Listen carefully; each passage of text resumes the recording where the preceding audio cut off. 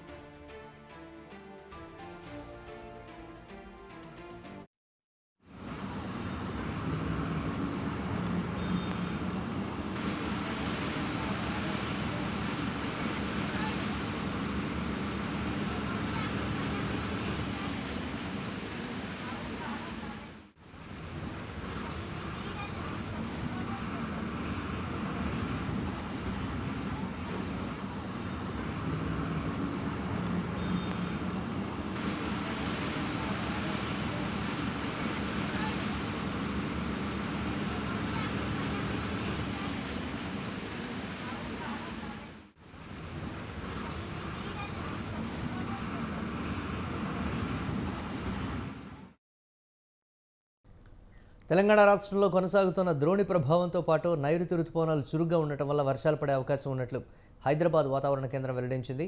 మరో 2 రోజుల పాటు రాష్ట్రంలో వర్షాలు కురుస్తాయని తెలిపింది. ఉపరితల ఆవర్తనం, బలమైన నైరుతి రుతుపవనాల కారణంగా తెలంగాణ రాష్ట్రంలో వర్షాలు కురుస్తాయని ప్రజలు అప్రమత్తంగా ఉండాలని హెచ్చరించింది.